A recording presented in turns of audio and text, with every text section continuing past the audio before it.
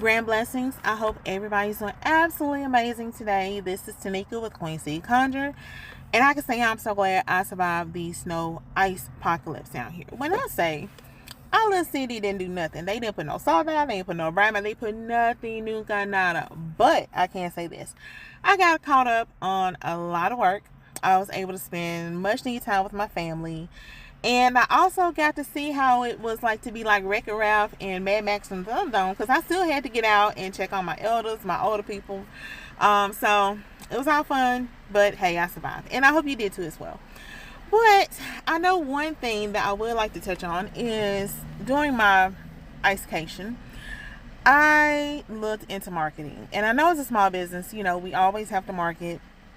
We have to find our niche, as they say, or our community, which is one thing that I do really strive for, because as a holistic massage therapist as well as a spiritual practitioner, I'm always willing and looking to help people mentally, spiritually, financially, and emotionally, because sometimes people are just like emotionally constipated. We've all been there at one point in time.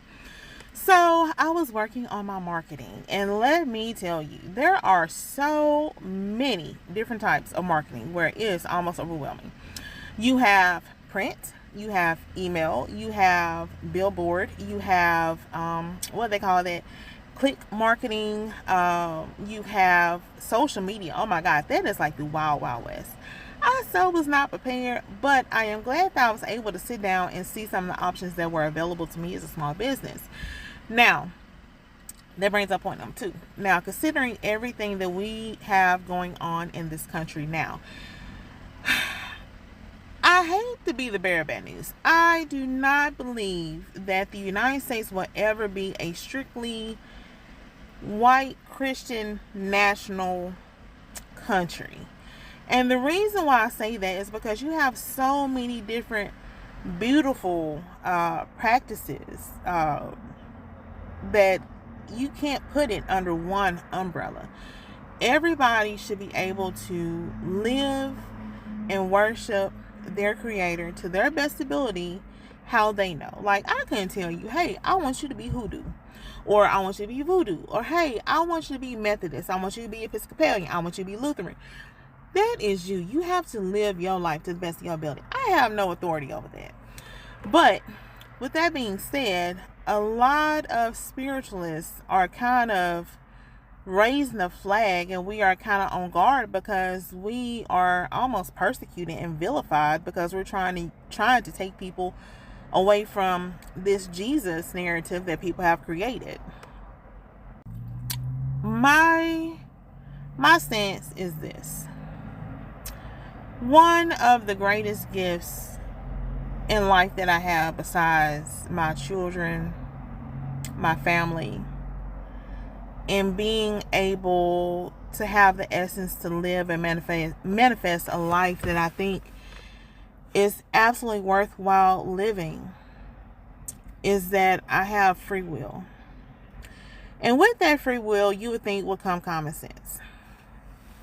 Well, unfortunately, right now, common sense is not too common, and the IQ scale really just ain't that damn high. But I still live to be able to learn from other people around me. I think the way that people worship or fellowship or honor or serve their creator is beautiful, because that is such a beautifully crafted and created divine connection that I'm just like, I would not even touch it. I'm like, baby, do you?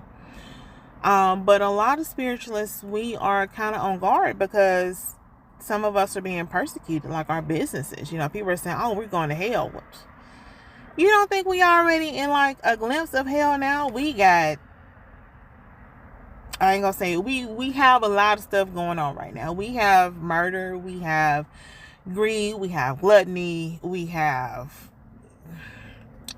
a lot of people doing a whole lot at the same damn time, but want to talk about everybody else. But we're not gonna get on that. But I say all that to say this: I just believe everybody should be able to think and live freely. If I'm not hurting you, then why would you want to come towards me? If I ain't bothering you, why would you want to come bothering me? But again, back to marketing. I think it's hard for a lot of people to put themselves out there as a small business to say that, hey, I could be confound into one specific niche, because people are so multi-dimensional into what they can offer, especially when they are doing a passion and doing what they love. It does not just go down to like, oh, well, I want to go see a doctor.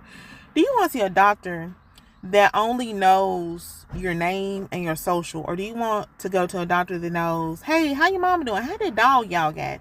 Or did you just have a baby? How old is that little girl now? Or hey, how's the weight? You want somebody that's going to know you and that's going to be able to ride for you, that's going to be part of your community. And I think even with businesses and marketing, that's one thing we have to strive for: community and unity at the same time, right?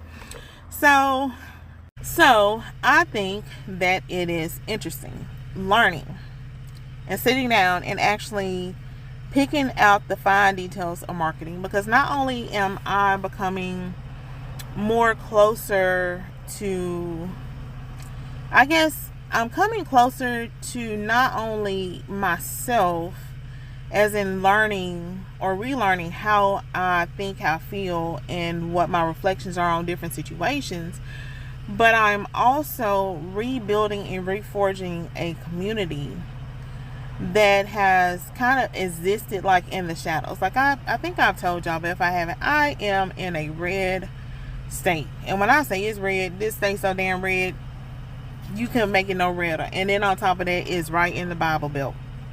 So you have a lot of people that are oppressed, suppressed, and depressed that are being told what to think, how to feel, how to love, who to worship, because the mentality here, especially in this little small town, you have to suffer. You gotta suffer and toll and pray and hope that when you finally do get on the other side, that you can wake up with your blessings. And that's not the way that it should be. So keep hanging with me as I learn this business and this marketing, because we're gonna make it. Until next time, Queen City, be blessed.